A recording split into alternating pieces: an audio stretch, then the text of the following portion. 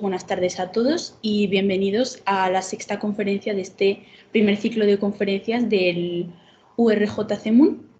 La conferencia de hoy trata sobre la contaminación en el ámbito local y la movilidad sostenible, un tema bastante interesante y sobre todo que forma parte del día a día, aunque mucha gente o no se dé cuenta o no quiere darse cuenta.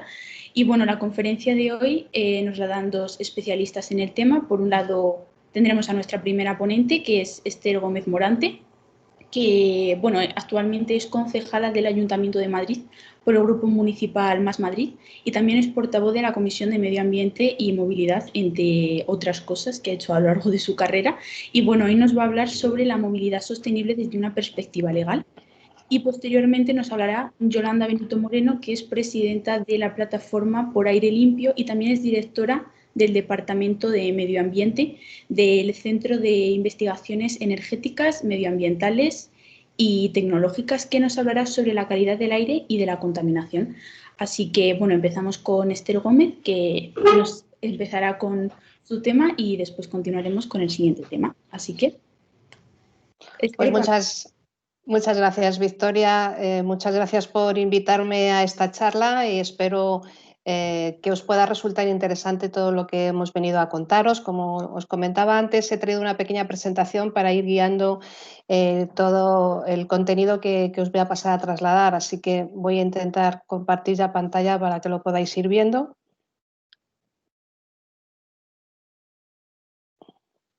Muy bien, pues ahí estamos. Vamos allá.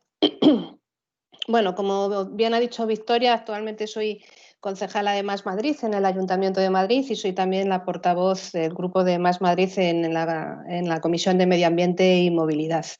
Madrid tiene muchos desafíos, como ya seguramente todos vosotros sabéis y conocéis y vivís además en esta ciudad, como es el patrimonio natural, la la prevención y la gestión de residuos y también todo lo que tiene que ver con la limpieza y el espacio público. Y todo ello además tiene que ir siempre hilado de criterios transversales para nosotros como son el reequilibrio territorial y social entre las distintas partes de la ciudad.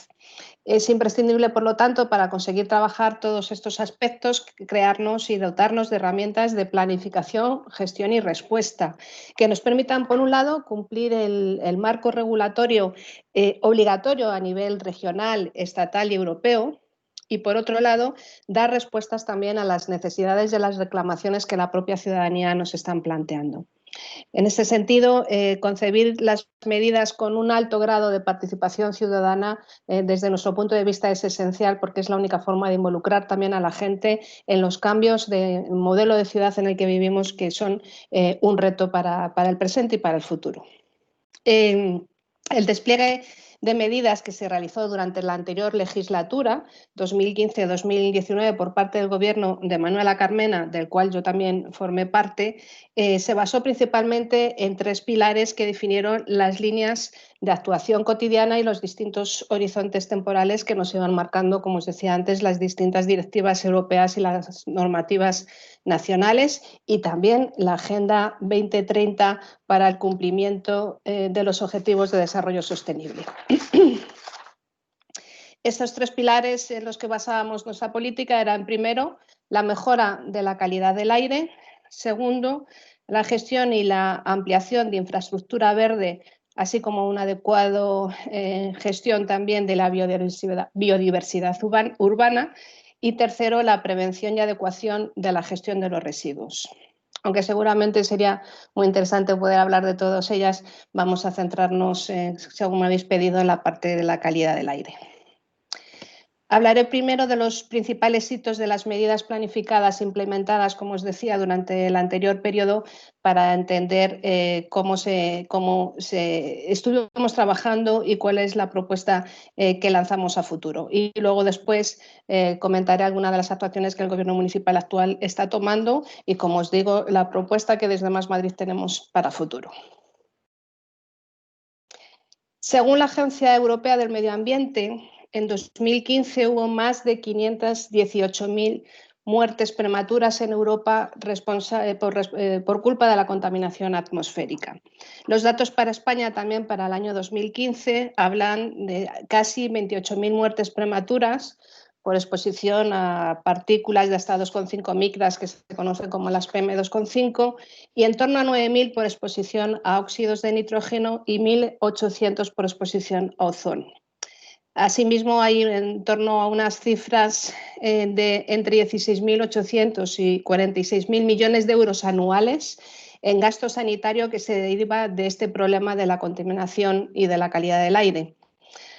Además, pensando en la situación en la que vivimos, la Organización Mundial de la Salud y distintos estudios científicos también han relacionado directamente la afectación que tienen las ciudades más contaminadas con una propagación más virulenta del virus que estamos viviendo actualmente, la COVID-19. Esto es un problema, por tanto, de salud pública y es una de las cosas que nosotros queremos hacer especial hincapié. Estamos hablando de un problema de salud de la población.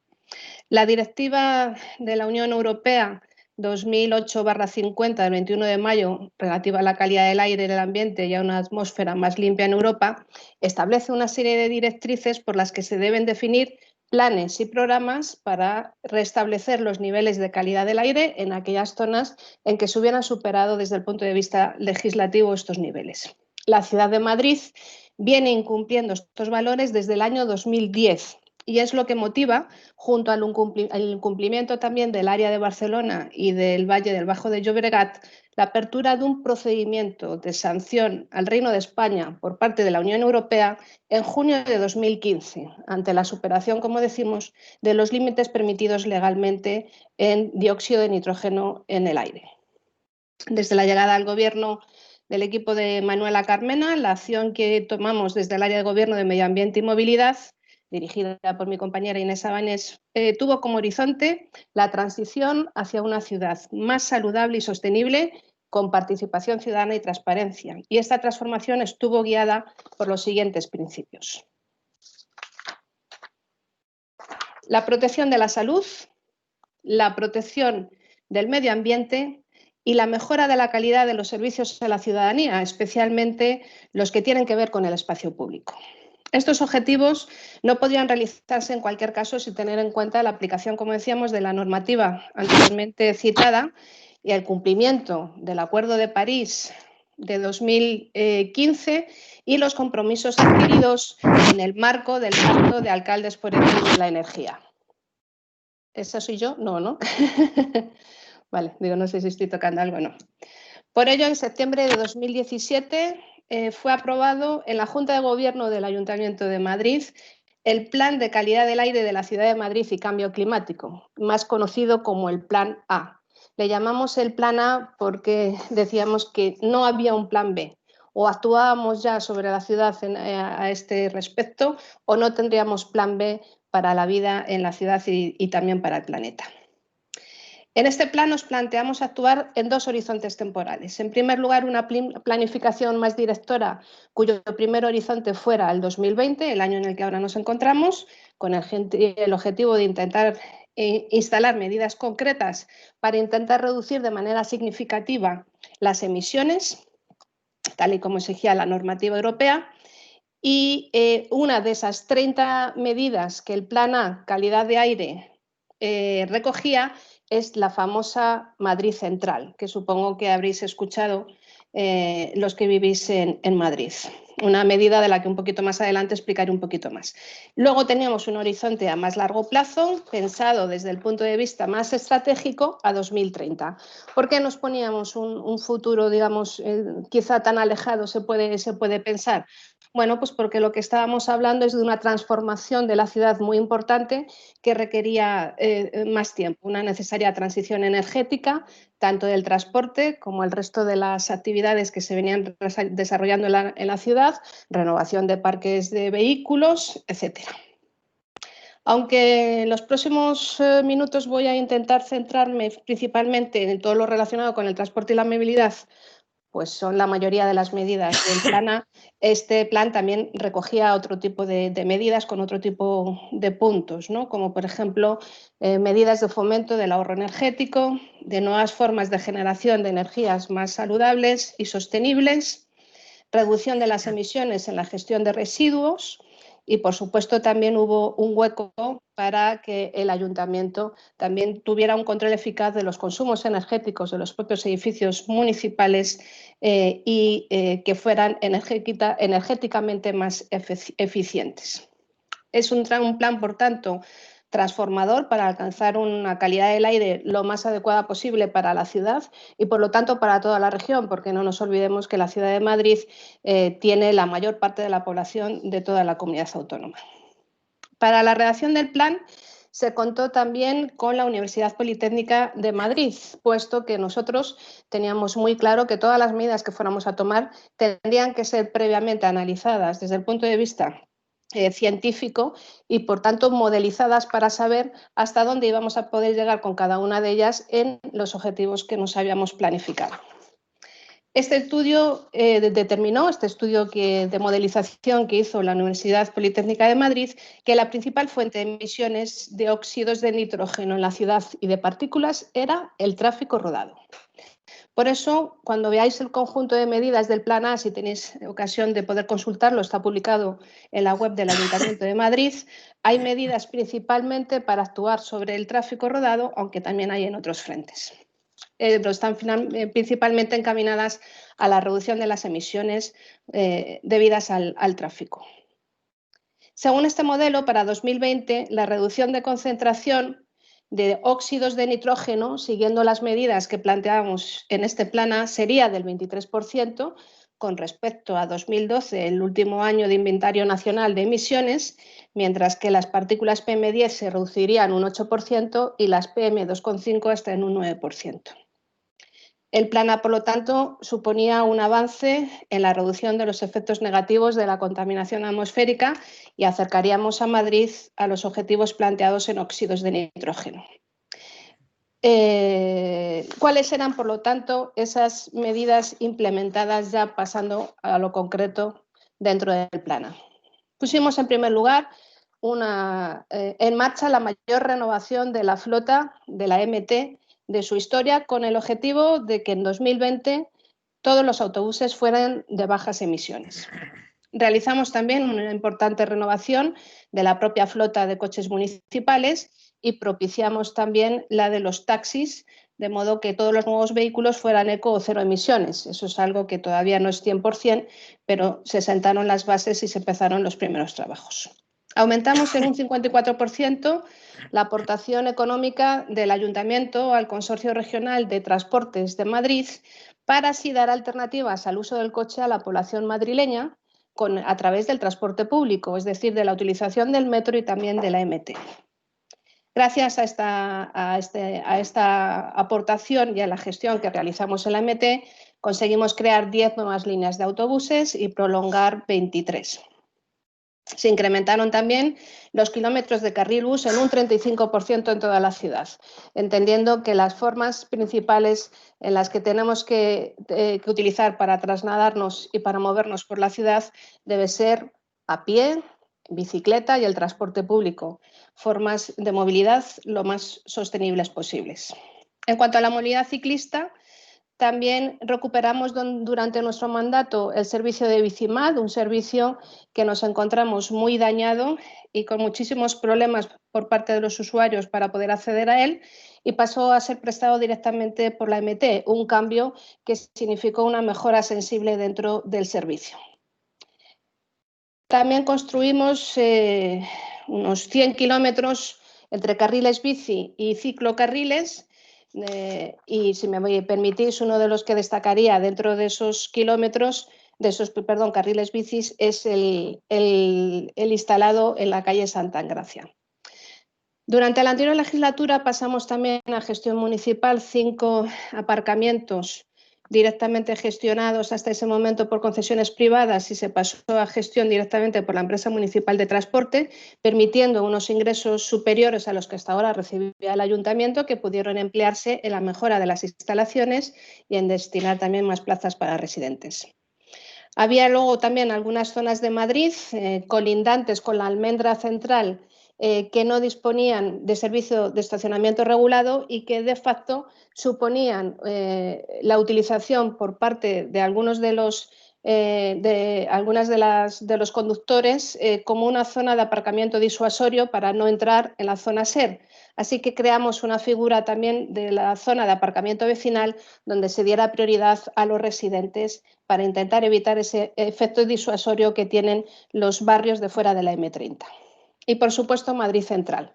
Como decía antes, es una zona de bajas emisiones que sustituyó en noviembre de 2018 a las anteriores áreas de prioridad residencial. Es una superficie de 472 hectáreas que coincide prácticamente en su totalidad con el distrito centro. Y la idea era la de reducir la circulación de vehículos, sobre todo de los más contaminantes en esta zona de la ciudad. Todas estas medidas que os he dicho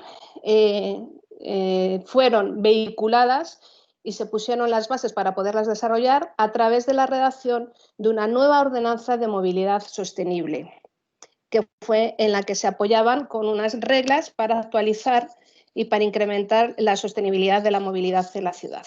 Esta ordenanza, además, regulaba por primera vez nuevas realidades como la movilidad también compartida o el uso de patinetes eléctricos para moverse dentro de la ciudad. Los resultados de la aplicación del Plana a nivel de la ciudad fueron la reducción, como veis ahí, del uso del vehículo privado, del coche.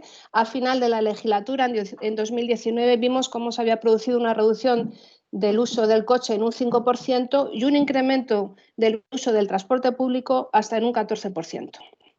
En el caso de Madrid Central, además, tuvo una afección muy clara en la mejora de la calidad del aire de la ciudad, llegando a reducir las emisiones por dióxido de nitrógeno en la propia zona en la que se aplicaba Madrid Central hasta en un 20% y en el conjunto de la ciudad se llegó a reducir hasta en un 10%.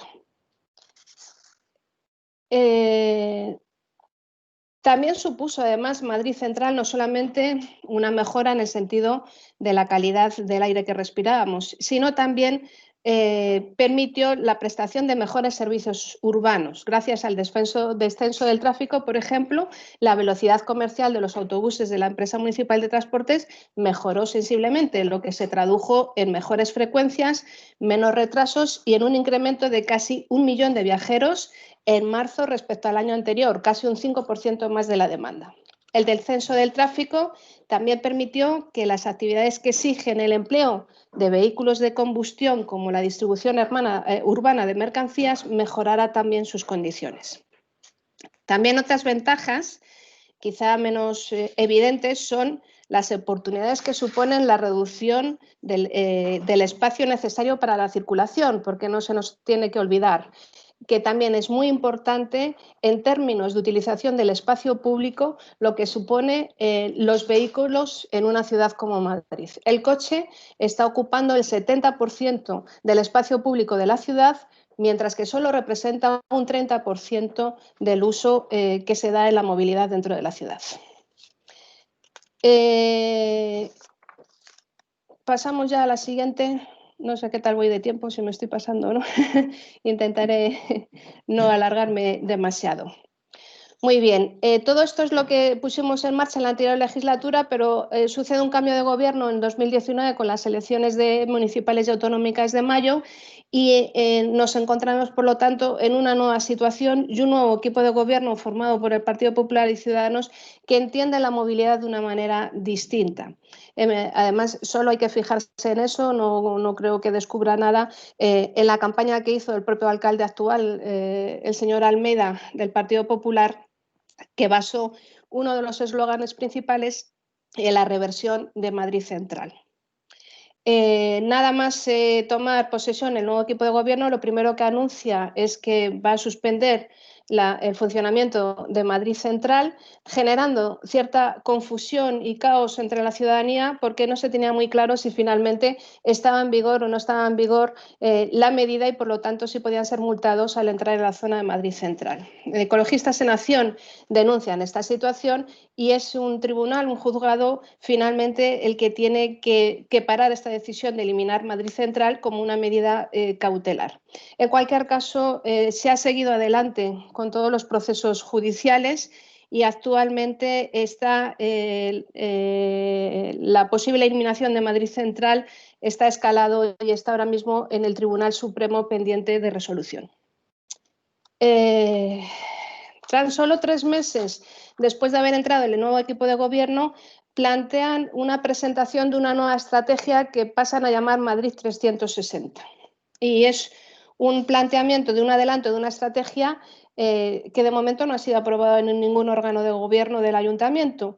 En principio, con solamente 3 meses de andadura, como imaginaréis, pues es una estrategia que está poco aterrizada, que no tiene ninguna modelización, como sí tuvo el Plan de Calidad del Aire por parte de la Universidad Politécnica de Madrid, como os he dicho antes, que estuvo un año trabajando y estudiando para poder sacar esta modelización y, por lo tanto, este Plan Madrid 360 no se basa en ningún criterio de evidencia científica que pueda ir acompañado el cómo las medidas nuevas que planteaba el gobierno municipal actual iba a reducir realmente los problemas de calidad de aire de la ciudad.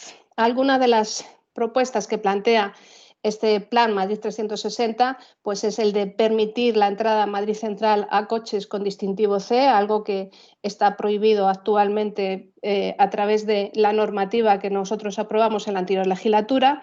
La generación, por ejemplo, de líneas gratuitas de la empresa municipal de transporte que no han tenido la demanda de viajeros que en un principio esperaba el gobierno actual y que se han convertido al final en las líneas con menor velocidad comercial de todas las que está operando actualmente la MT. Y luego lo que se plantea era el desarrollo de otro tipo de infraestructuras orientadas más a facilitar la movilidad del coche, como puede ser el desarrollo del nudo norte o el soterramiento de la A5, aumentando la capacidad de la vía y, por lo tanto, generando y facilitando que entren todavía más coches en la ciudad. Es decir, hay un cambio muy significativo en la orientación de lo que son las políticas de movilidad en la ciudad con la entrada del nuevo equipo de gobierno que actualmente tenemos en el Ayuntamiento de Madrid. En junio de este año, y en situación ya de pandemia, a propuesta de mi grupo de Más Madrid, se plantea la posibilidad de llegar a unos acuerdos entre todos los grupos municipales para podernos encontrar en mejor situación de poder hacer frente a la pandemia.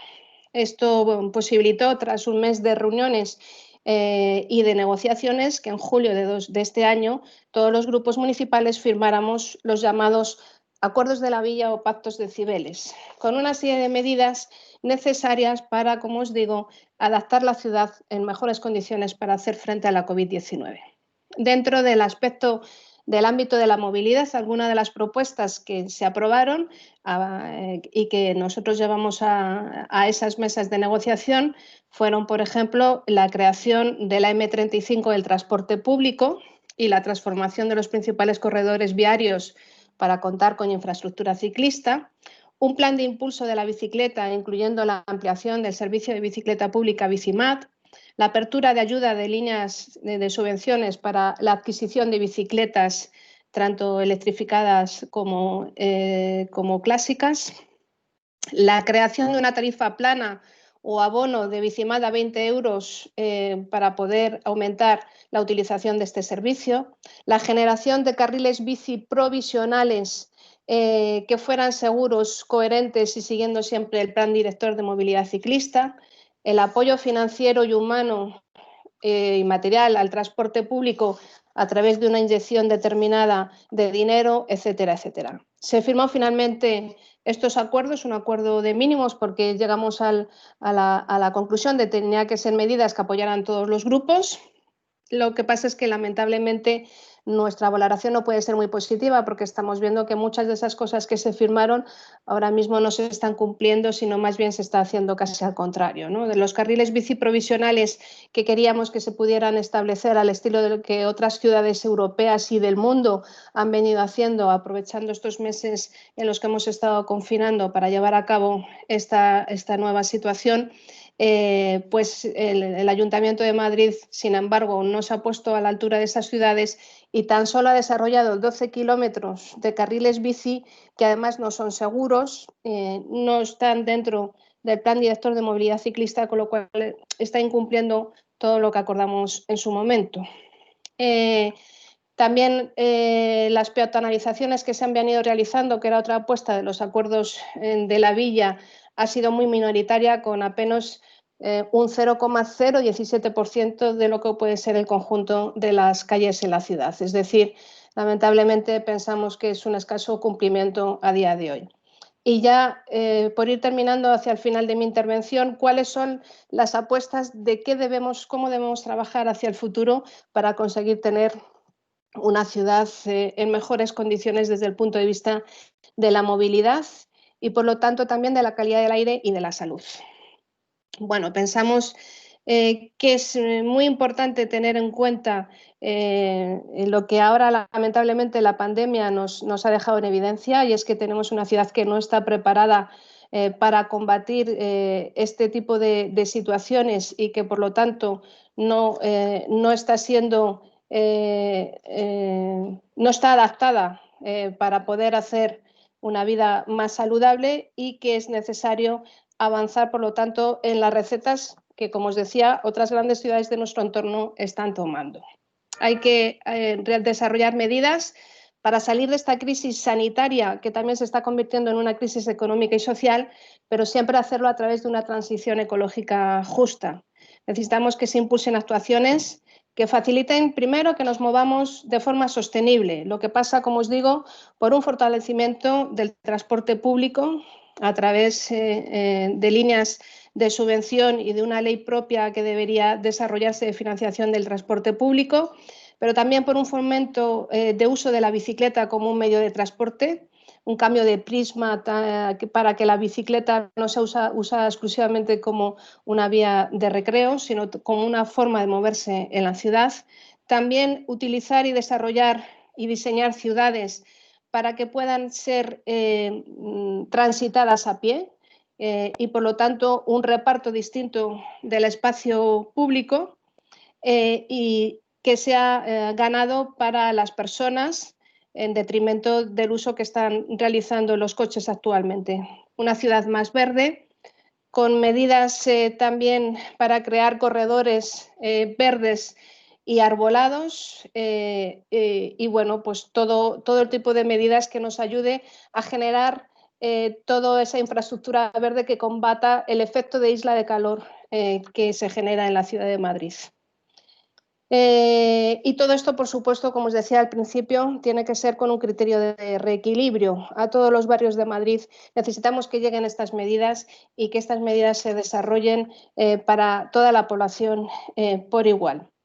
A la vista, en cualquier caso, de la situación actual y de las puestas que están haciendo, como os decía, también otras ciudades, surgió una propuesta de la mano de Carlos Moreno en París, que desde luego nos parece muy interesante y muy oportuna para Madrid, y que se alinea completamente con la forma en la que desde Más Madrid concebimos la ciudad, que es la ciudad de los 15 minutos. Es una forma de entender radicalmente la idea que tenemos de cómo deben desarrollarse las grandes metrópolis, en las que antes se producían desplazamientos de larga longitud para todas las actividades, y ahora de lo que se pretende es descentralizar la ciudad para que tengamos al alcance de traslados a pie o en bicicleta o en transporte público de no más de 15 minutos todos los servicios necesarios, especialmente los públicos, a nuestro alcance. Así podremos tener unas ciudades mucho más respetuosas con el medio ambiente.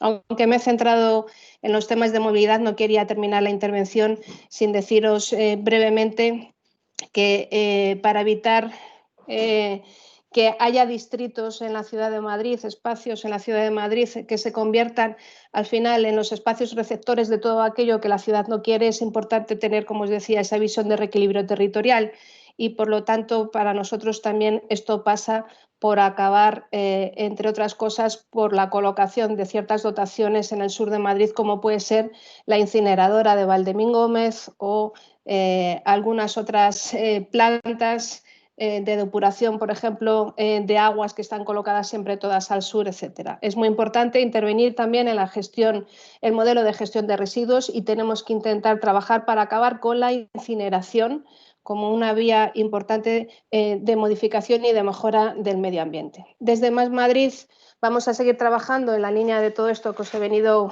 comentando, porque apostamos y creemos que otro modelo de ciudad es posible, una ciudad más sostenible, una ciudad más justa, más saludable y, en definitiva, una ciudad más vivible.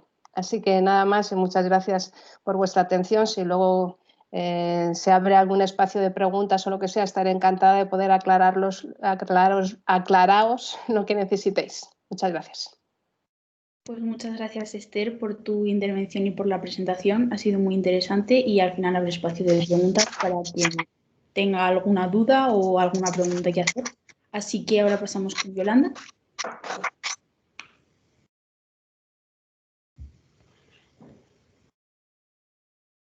Pues buenas tardes a todos. Lo primero, dar las gracias a los que habéis organizado esta pequeña momento de charla y de haberme invitado a mí como representante del CIEMAT, que, bueno, por si no lo sabéis, pues es un centro de investigación en energía y medio ambiente que depende del Ministerio de Ciencia e Innovación, y también como responsable, digamos, del comité científico de la Plataforma por Aire Limpio, que es una plataforma en la que están englobadas distintas asociaciones y empresas de todo ámbito, que lo que intentamos es propagar la idea de que las ciudades y la calidad del aire pues tienen que estar absolutamente ligadas y que hay que trabajar en ese sentido, ¿no? Bueno, yo os voy a comentar algunas de las cosas, pues probablemente coincidiré con mi antecesora, pero mi charla es un poco más del ámbito, desde el punto de vista un poco más de investigación, de qué componentes son los que nos generan una buena o mala calidad del aire, cómo esto se mide, etcétera, ¿no? Bueno, pues lo primero que me ha parecido interesante pues era un poco destacar que cuando hablamos de contaminación o calidad del aire, lo que hablamos es de determinados componentes que están en una presencia elevada que no deberían de estar en un aire no contaminado. ¿Y cuáles son esos contaminantes? Bueno, pues hay de dos tipos, y de un lado estarían los contaminantes primarios, que son aquellos que directamente nos vienen desde una fuente donde se emiten, ¿no? Y pueden ser de dos tipos. Y voy a hacer un poco esta parte más didáctica porque yo creo que es importante a la hora de seguir luego hablando, ¿no? Pues estarían los contaminantes gaseosos, y estamos hablando de los óxidos de azufre, del CO, del CO2 y de los NOx y de los hidrocarburos en general. Y cuando hablamos de contaminantes también primarios que no son gaseosos, estamos fundamentalmente hablando de partículas. Las partículas realmente es uno de los contaminantes que en los últimos años se ha visto que son más importantes a la hora de determinar la calidad o no calidad de un aire que respiramos, y sobre todo de los efectos en la salud. Estas partículas, estos contaminantes no gaseosos, pues proceden fundamentalmente de restos de procesos de combustión. Además, hay otra serie de fenómenos, como son, por ejemplo, los fenómenos de intrusión sahariana, que muchas veces, por lo menos 1 o 2 episodios al año sí que solemos tener en España, y son pues una serie de partículas que vienen directamente pues del Sáhara y entran en la península. Eso hacen, bueno, todos recordamos que el aire se vuelve, pues digamos, como bastante más espeso por la cantidad de partículas que tiene. Y otro de los procesos que contribuyen a la contaminación por partículas son también los temas de incineración, los procesos de incineración de todo tipo. Luego, otro de los contaminantes primarios que digo que se emiten directamente pues serían los metales pesados. Estamos hablando pues fundamentalmente de plomo, cadmio y mercurio. Y luego hay otra serie de contaminantes que llamamos secundarios porque no se emiten directamente de una fuente, sino que se producen como consecuencia de una serie de condiciones meteorológicas y de reacciones químicas que tienen lugar entre los contaminantes primarios que antes he dicho y fundamentalmente la radiación solar, y entonces se producen otra serie de contaminantes. Aquí, bueno, pues podríamos hablar del NO2, del ácido nítrico, del trióxido de azufre, pero fundamentalmente, y porque luego hablaremos mucho de él, del ozono. El ozono es uno de los contaminantes que en los últimos años también, junto con las partículas, está teniendo una mayor importancia en los planes de calidad del aire. ¿El por qué? Porque es mucho más difícil de controlar, porque como digo, no se emiten directamente de una fuente, sino que se producen como consecuencia de reacciones. Entonces, por ejemplo, la radiación solar es importante, ¿eh? En periodos en los que hay mucho sol, pues la producción de ozono es muy grande. Y el problema que tiene el ozono, pues es que no afecta a la zona donde se produce. Normalmente el ozono es una consecuencia de unas reacciones de los óxidos de nitrógeno, reacciones fotoquímicas con el sol, con la radiación solar. Que los óxidos de nitrógeno pues los producimos en las ciudades como consecuencia del tráfico rodado fundamentalmente. En periodos, como digo, de verano de mucha radiación solar se produce ozono y este ozono no se queda en la ciudad. El grave problema es que este ozono se va a las zonas pues de la montaña, de la Sierra de Madrid, los pueblos. Con lo cual, bueno, pues están sufriendo las consecuencias, digamos, de una contaminación que se produce en un área totalmente urbana por unas causas y consecuencias, ¿no? Entonces, ¿cómo podemos actuar? Pues podemos reducir los óxidos de nitrógeno, pero efectivamente la producción de ozono depende de otra serie de características, ¿no? Bueno, incidiendo en esto, pues claro, con todo lo que os he contado ya podéis imaginaros que el uso de combustibles es la principal fuente de contaminación atmosférica. Y el uso de combustibles en las ciudades, más allá de otra serie de usos, como pueden ser los domésticos, con las calefacciones, pueden ser los temas de producción y consumo de energía, fundamentalmente es el transporte. ¿Qué contaminantes tienen mayor presencia en un ámbito urbano? Bueno, pues como decía, uno de ellos son los óxidos de azufre, que fundamentalmente vienen de combustiones, de calefacciones del sector industrial, pero en una ciudad, lo que es en el ámbito urbano, normalmente la industria no tiene mucho, digamos que la parte que podemos computar es pequeña, y desde luego de los vehículos a motor. Y luego los PM10 y los PM2,5. A ver, los PM10 son las partículas que tienen un tamaño igual a 10 micras y los PM2,5 pues las que tienen un tamaño de 2,5. Esto tiene su composición es muy variada, mucho más difícil de analizar y tiene muchos efectos en salud, porque al ser estas partículas de unos tamaños tan pequeños son capaces de penetrar en nuestro cuerpo, incluso incorporarse a los pulmones, al torrente sanguíneo, etcétera, ¿no? Y tener una serie de efectos que luego comentaré un poco cuando hablemos de su relación, de la relación de la contaminación con la salud, ¿no? Y fundamentalmente las partículas en un ámbito urbano se producen por la combustión de los vehículos diésel. Ese es uno de las fuentes más claras. Otro de los contaminantes con mayor presencia pues son los óxidos de nitrógeno, que también se producen en la mayor medida por temas de tráfico rodado de diésel. El CO, que también se produce por el tráfico, sin embargo, las mejoras en los motores en los últimos años hace que las concentraciones de CO se han reducido bastante drásticamente. Y como os decía, el ozono. El ozono realmente a día de hoy, junto con los óxidos de nitrógeno y las partículas, son los graves problemas de las personas responsables de la calidad del aire en las ciudades, ¿no? ¿Y por qué todo esto es importante? Quiero decir, yo creo que los investigadores sabíamos que todas estas componentes estaban en el aire desde hace muchísimo tiempo. Y bueno, pues cuando se ha empezado a ver realmente su importancia es cuando se han relacionado claramente, y yo creo que además de todos los ámbitos que voy a decir, con la salud. Es decir, cuando se ha empezado a ver, a analizar, existen numerosos estudios en el ámbito nacional, europeo, de la Organización Mundial de la Salud, etcétera, que relacionan determinados tipos de enfermedades, incluso de mortalidad, con el estar viviendo y respirando un aire que no es adecuado, ¿vale? Desde los efectos más claros que todos conocemos, que pueden ser respiratorios, pero no solo esos. O sea, hay muchos efectos que relacionan la mala calidad del aire con el incremento de ictus, de infartos, y de hecho, bueno, hay muchos hospitales que tienen clara que la incidencia en los días que hay niveles de concentración más altos de este tipo de patologías es mucho mayor. Hay una alerta mundial sobre este tema y yo creo que es algo de lo que ha hecho movilizar a todos los gobiernos, instituciones, etcétera, a que hay que tomarse en serio la calidad del aire que respiramos, ¿no? Pero además también afecta a los ecosistemas.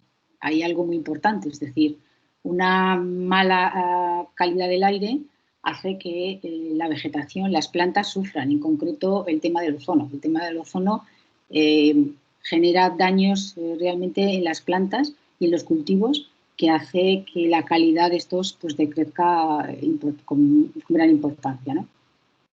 Luego, además, hay efectos materiales porque produce temas de corrosión, efectos globales que todos conocemos, como el efecto invernadero, la disminución de la capa de ozono, etcétera. Pero para todo ello es muy importante no solamente saber la concentración de estos contaminantes, sino el tipo de exposición. Es decir, no es lo mismo una persona que está a un determinado nivel de concentración de ozono durante 10 minutos que si pasa toda su vida laboral o toda su vida de ocio en este tipo de ambientes, ¿no? Entonces, para eso que se han fijado, pues se han fijado unos valores límites, ¿no? Estos valores límites para cada uno de estos contaminantes están fijados en función de unos criterios y conocimientos científicos y fundamentalmente es para reducir los efectos que hay en la salud y en el medio ambiente de estos mismos, ¿no? Y entonces se estiman pues, valores horarios, visuales, anuales, etcétera, ¿no? Hay como dos tipos de umbrales que todos, yo creo que en los últimos tiempos, con el COVID no, pero en los últimos años sí que hemos tenido noticia, pues que son los umbrales de información, ¿no? Y se definen como umbrales de información aquellas concentraciones que la población, si sufre una exposición al mismo, pues supone un riesgo para su salud, pero solamente para sectores que son vulnerables. Y hablamos, sin embargo, de umbrales de alerta cuando estos efectos no son solo para la población vulnerable, sino para toda la población. Y hay, como sabéis, hay valores límites para protección de la salud de los PM10 y PM2,5, de los óxidos de azufre, de los NO2, del plomo, del CO, del benceno, del ozono y de luego de algunos compuestos como el arsénico, cadmio, níquel, etcétera, ¿no? Bueno, pues a nivel nacional, pues cómo está, digamos, un poco estructurado, quién tiene las competencias de los temas de control, de la calidad del aire. Bueno, pues a nivel nacional sería el Ministerio de Transición Ecológica, que tiene, si entráis en su página podéis ver que tiene los índices de calidad del aire en España actualizados para todas las poblaciones, que además es el que detecta los episodios de partículas e intrusiones saharianas que os he comentado antes, el que tiene los datos de calidad de aire a nivel nacional, los últimos que tiene publicados son del año 2019, y tiene además de las redes, que luego comentaré un poco, que tiene tanto a nivel, que tiene las distintas autonomías y los ayuntamientos. En el caso de Madrid, pues hay una red de medición del ayuntamiento y otra de la Comunidad de Madrid, pues también tiene una red nacional que gestiona la IMET, la Agencia Española de Meteorología, y además tiene la responsabilidad de informar a la Comisión Europea de, digamos, los valores que alcanza a nivel España en los distintos valores y parámetros que tenemos que informar.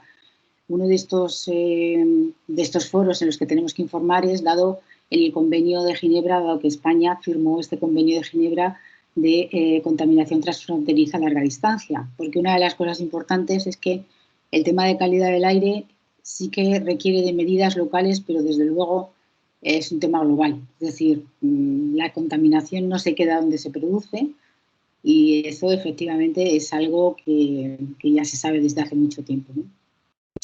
Creo que a pesar de la mejora en la calidad del aire en todo el ámbito de la Unión Europea, pues la contaminación atmosférica sigue siendo un gran riesgo para los ciudadanos, que los principales problemas de contaminación del aire se dan en las ciudades y que, como decía, las partículas y la contaminación fotoquímica y la producción de ozono pues son de los principales retos que ahora mismo existen.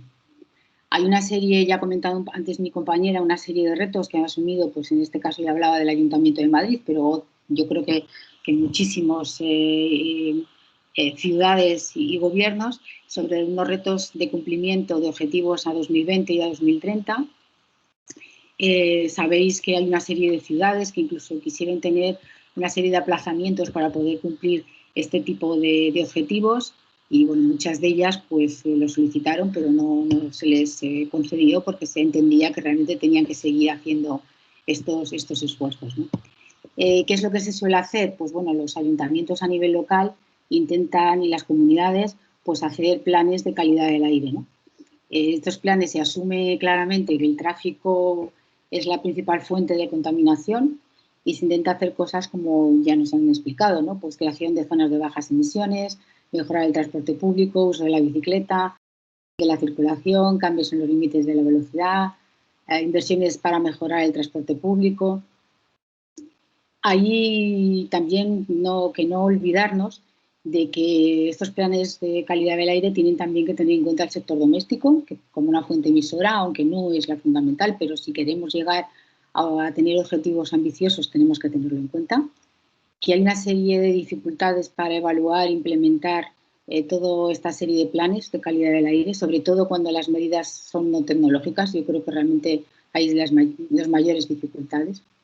Que además hay una necesidad de tener que evaluar y ver si estas medidas que se han implementado son o no eficaces y estar en el camino de poderlas cambiar. Y que a la hora de implementar estos planes de calidad del aire, pues hay una serie de dificultades que no son solo económicas, también son tecnológicas, pero también son legales, culturales, políticas. ¿Qué ciudades tienen planes para la mejora de calidad del aire? Pues muchísimas. En el ámbito europeo, Berlín, París, Milán, Roma, quiero decir, yo creo que prácticamente todas. Viena, unas se han focalizado más en unos ámbitos que en otros. Desde luego, el tema de tener zonas de bajas emisiones prácticamente está recogido en todas las ciudades, el aumento del transporte público. Ya, digamos, la discusión no está tanto en si a la ciudad pasan unos coches u otros. El objetivo final sería que a la ciudad no pasaran coches. No, los eléctricos están bien, pero no es la solución al problema que tenemos en las ciudades, ¿vale? Como os decía, pues en el caso de Madrid también centráis en tanto la Comunidad de Madrid, que tiene un plan azul de calidad del aire, como el Ayuntamiento de Madrid, que tiene un plan de calidad del aire, bueno, pues del 2017 al 2020, un concreto de la calidad del aire, en la que veis que tiene 4 líneas de actuación, que sería la movilidad más sostenible, y ahí pues todas las medidas que hemos hablado, de reducción de tráfico, fomento de tecnologías de bajas emisiones, etcétera, la adaptación al cambio climático y la sensibilización ciudadana y con otras administraciones, cosa que creo que es fundamental. También tiene un portal de calidad del aire en el que podéis ver, si estáis interesados, pues un poco todos los datos, las acciones, los inventarios de emisiones, etcétera. Y bueno, finalmente quería compartir con vosotros una serie de reflexiones y contaros 3 o 4 cosas del CIEMAT en el tema de calidad del aire, dado que, bueno, pues yo al final soy una investigadora del CIEMAT y creo que puede ser interesante, ¿no? Mis reflexiones serían las siguientes, ¿no? Que yo creo que aunque la calidad del aire ha mejorado, tenemos todavía situaciones de incumplimiento de valores límites en algunos casos, en ciudades y especialmente, como he dicho, por los óxidos de nitrógeno y el ozono, que las medidas aplicadas por los estados, las administraciones, tanto regionales como locales, de momento son insuficientes. O sea, si queremos lograr unos objetivos ambiciosos, tenemos que serlo en estas medidas. Que se requiere un conjunto de acciones que muchas de ellas no son tecnológicas, sino que son temas de sensibilización, de fiscalidad y, por lo tanto, también el concurso de todas las administraciones. También una mayor coherencia entre las normas. Por ejemplo, a veces, bueno, en el pasado hubo un determinado desajuste entre temas de calidad del aire y cambio climático, cuando se potenció pues los vehículos diésel, porque efectivamente pues serán mejor para cumplir los requisitos de cambio climático. Es decir, no aumentábamos las emisiones de CO2, pero hemos aumentado muy sensiblemente los óxidos de nitrógeno y las partículas y hemos generado otro efecto en la salud. Entonces, tienen que ir de la mano totalmente cambio climático y calidad del aire. Y luego, claro, creo que también, además de exigir a nuestras administraciones de todo tipo su voluntad, su compromiso, creo que es muy importante la implicación de todos los ciudadanos. O sea, tenemos que cambiar cosas de comportamiento y eso lo tenemos que hacer cada uno de nosotros, ¿vale? Finalmente, quería contaros, bueno, pues que el CIEMAT, en el departamento en el que yo estoy, que es el de Medio Ambiente, trabajamos en un grupo importante en el tema de contaminación atmosférica, calidad del aire, detección de emisiones, etcétera. Y cosas que tienen que ver un poco con lo que hemos estado hablando, pues en la modelización de las emisiones, de todos los parámetros, en los efectos en la salud, en el impacto en la vegetación, ver cómo afectan, como digo, a determinados cultivos en determinadas zonas de área mediterránea, de área más interior, cómo afecta los distintos, fundamentalmente el ozono, en la calidad y en la supervivencia de estos cultivos. También trabajamos en las soluciones basadas en la naturaleza, es decir, hacer determinadas actuaciones en las ciudades, como puede ser pues, tejados verdes, etcétera, que mayor número de árboles, que hagan que determinados contaminantes puedan bajar su concentración y por lo tanto mejorar la calidad del aire. En las islas de calor, se ha demostrado que las ciudades, uno de los contaminantes que también tiene, además de todo lo que hemos hablado, es pues una temperatura más elevada en determinadas zonas y ámbitos, pues por los aires acondicionados, por mucha serie de cosas. Como decía, trabajamos bastante en temas de ozono. Y también en mediciones en vehículos on-board de emisiones en vehículos de todo tipo. Bueno, esto es un poco, digamos, como las grandes líneas en lo que trabajamos. Y sí que me gustaría finalmente comentar otro tema en el que yo participo de forma personal, que es a nivel europeo. Bueno, pues hay una definición de una serie de emisiones y hay una misión que es precisamente en el ámbito de ciudades. El objetivo de esta misión consiste en que para el año 2050 tengamos más, pero para el año 2030 seamos capaces de tener 100 ciudades a nivel europeo que sean neutras en carbono. Eso, imaginaros lo que significa, ¿vale? Significa actuar desde todos los ámbitos, pero uno de ellos, desde luego, sobre la calidad del aire y la contaminación atmosférica, ¿no? Bueno, estamos trabajando en ello y hay muchas ciudades que están interesadas, Madrid es una de ellas, pero ya veremos a ver, bueno, qué somos capaces de conseguir, pero que quería así transmitiros que sepáis que es un reto a nivel europeo en el que, bueno, como sabéis también la presidencia de la Comisión Europea, sabéis que el Pacto Verde y todo lo que tiene que ver por la sostenibilidad, pues son unas de las grandes líneas en las que se quieren trabajar. Nada más, no sé si he ido muy deprisa y os he contado muchas cosas, pero en cualquier caso, pues lo que me queréis preguntar, si no hoy, pues en cualquier momento yo os puedo dar mi correo y lo que queráis que profundicemos, que hablaremos, etcétera, pues encantada de poderlo hacer.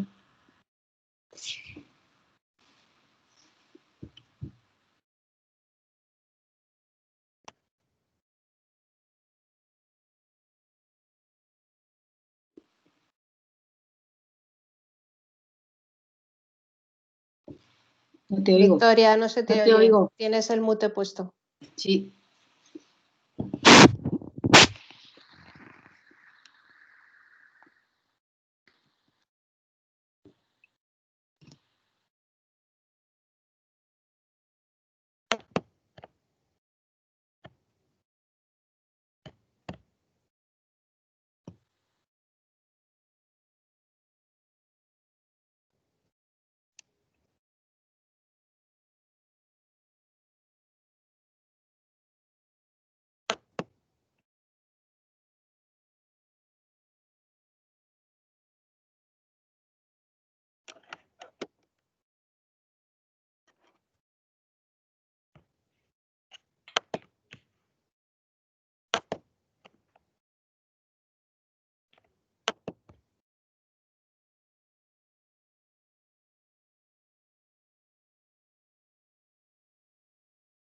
Bueno, dado que Victoria parece que no le funciona el micrófono, si queréis prosigo yo y le echo una mano.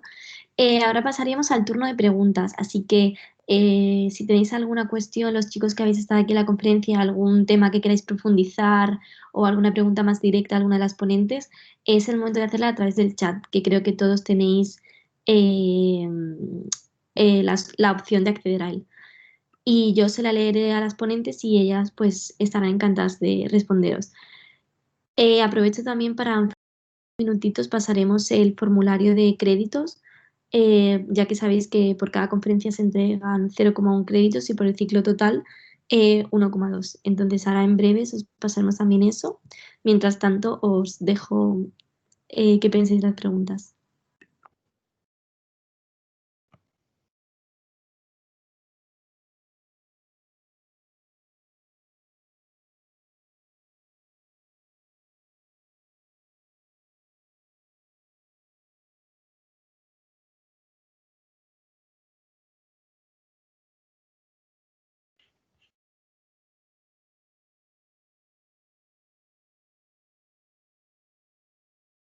Yolanda, les hemos convencido del todo y lo tienen todo clarísimo. Bueno, pensemos eso más bien.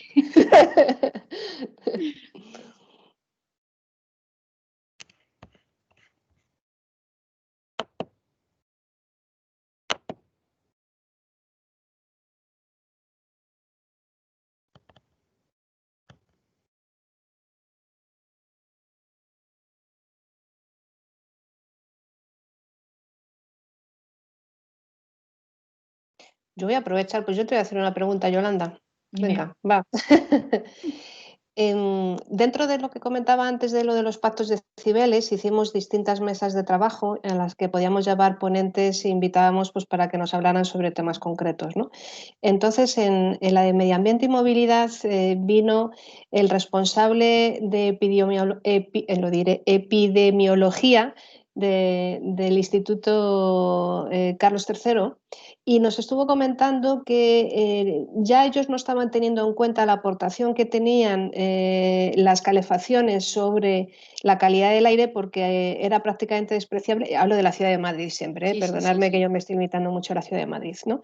Porque era prácticamente despreciable frente a lo que era pues eso, el tráfico rodado y demás, ¿no?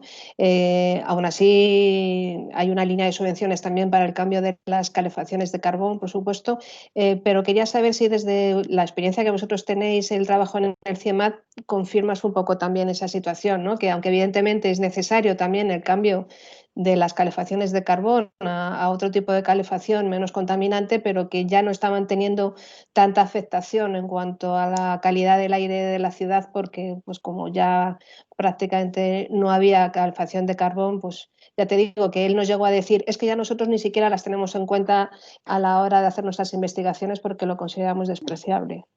Me imagino que sería Julio la persona. Sí. Sí, bueno, claro, es que la cantidad, yo creo que la proporción de calefacciones que queda en Madrid toda de carbón es ínfima. Esas aportaciones que fueron en un momento realmente muy importantes, pues ahora mismo digamos que su peso sobre el total pues realmente no. Como he dicho durante toda la presentación, creo que el tráfico es el responsable de un porcentaje altísimo de la mala calidad del aire o buena calidad del aire en el momento que lo mejoremos, ¿no? Sí, totalmente de acuerdo con Julio, sí. Y me ha parecido también muy importante lo que has dicho, incidir quizá ahí, ¿no? Que esto no se trata de cambiar vehículos diésel por vehículos eléctricos, ¿no? Que seguimos teniendo un problema muy importante. Además de espacio público, como yo decía, que también es muy importante para hacer ciudades más saludables y más vivibles, ¿no? Pero que también se sigue generando contaminación, por supuesto, en la elaboración, evidentemente, de las baterías de los coches eléctricos, todo el proceso también es muy contaminante, pero también en los procesos de frenado, de la abrasión del neumático sobre la carretera, todo eso también genera partículas contaminantes que, claro, que el vehículo eléctrico va a seguir generando. Sí, claro, digamos que estamos en un momento en el que ahora parece fácil, que no lo es ni lo va a ser, cambiar el parque móvil que tenemos por otro tipo de vehículos más eficientes y menos contaminantes cuando ya está el vehículo, digamos, dentro de la ciudad. pero digamos que los planes y todos los que trabajamos en estos temas, la idea es intentar ir a que en las ciudades haya el menor número de vehículos posibles. Las ciudades tienen que ser para los ciudadanos. Muy de acuerdo. Y eso forma parte no solo de pensar en la ciudad como nos hemos pensado ahora, un sitio para mover los coches. No, es un sitio para que estén las personas. Exactamente. Yo creo que es el objetivo final, sí, sin duda. El dato que daba antes de que el 70% del espacio público lo ocupa el coche es que es brutal, ¿eh? O sea, es que es así. Es que al final nos ha desplazado con el desarrollo del modelo de ciudad por el que hemos apostado durante tantísimos años, nos ha desplazado a las personas el vehículo y tenemos que volver a recuperar ese espacio que debe ser nuestro. Sí, bueno, no tienes más que ver, bueno, tú lo conocerás mucho mejor que yo, que estás en el ayuntamiento, ¿no? Las protestas que hay ahora, pues en Madrid, los bares que han utilizado zonas de aparcamiento para poner terrazas, pues hay determinadas protestas porque han quitado zonas de aparcamiento, cuando deberíamos de pensar, hombre, no, estamos recuperando la ciudad para poder estar en la terraza, pero realmente tenemos esa carga que es el coche con nosotros ahí. Pero es un uso privativo al final del espacio público y dices, pero bueno, si el espacio público es de todos, sí. Es así, sí, claramente. ¿Se me oye ya? Sí, Victoria. Sí. Vale, bueno, perdón que he tenido un problema con el micro, no sé por qué no funcionaba. Bueno, yo tenía una duda respecto a lo del proyecto de Europa de las 100 ciudades neutras en carbono. ¿Cómo va el proyecto? En plan, ¿tiene ya alguna ciudad o vamos progresando? A ver, son iniciativas europeas. A ver, esto es un poco, voy a intentar ser muy concisa en lo que digo. La Comisión Europea, la Unión Europea, dispone de un dinero para financiar proyectos de investigación. Cada 7 años cambia, digamos, el nombre con el que llama a este tipo de fórmulas, ¿no? Lo último que teníamos pues era el Horizonte Europa y ahora, estos últimos, a partir de este año, lo que pasa es que con el COVID yo creo que no va a empezar hasta el año que viene, la Comisión ha ideado un concepto que son misiones. O sea, quiere que la investigación vaya más allá de lo que es investigación pura y dura, sino que sea totalmente aplicable. Entonces, ha diseñado varias. Una de ellas es cambio climático, una es ciudades, otra es cáncer y otra es ciudades, ¿vale?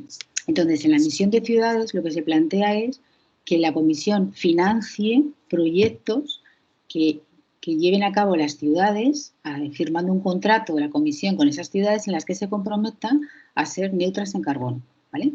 Entonces, neutras en carbono significa actuar en todos los ámbitos, en la eficiencia energética, en la gestión de los residuos, en el tipo de energía con la que suministramos las ciudades, que fundamentalmente van a tener que ser renovables, etcétera, y desde luego en el ámbito de la movilidad, en el ámbito del consumo, en la percepción ciudadana y una parte muy importante, o sea, va a haber cierto dinero para todo este tema y una cosa importante que no sé si he dado antes todo el énfasis que querría, pero la Comisión sí que lo está dando es la participación ciudadana, o sea, quiere que todo esto sea, de hecho, el nombre de la misión, fijaos cómo ha cambiado, que ahora es Ciudades por y para los ciudadanos.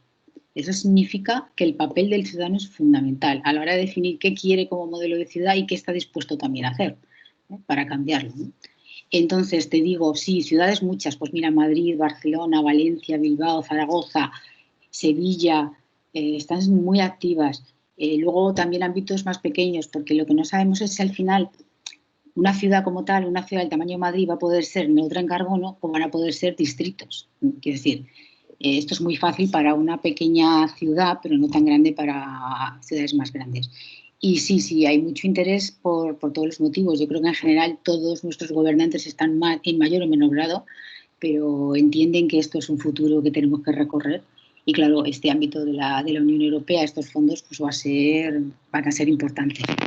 Sí, tenemos de todas, pero digamos que las grandes están prácticamente todas. Estamos, de hecho, trabajando ahora mismo con Valencia, con Barcelona y con Madrid muy, muy activamente.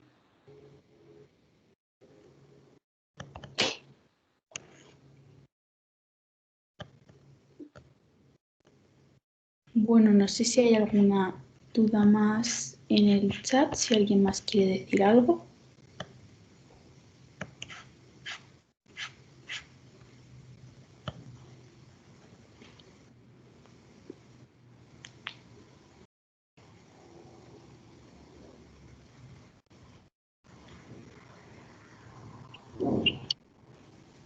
Bueno, acaban de mandar por el chat para los alumnos y demás la hoja de participación para lo de los créditos y demás para que podáis apuntaros y acreditar que habéis asistido a la conferencia. Y bueno, si nadie más tiene ninguna duda ni las ponentes tienen nada más que decir, pues daríamos por finalizado esta conferencia. Y nada más, hasta la siguiente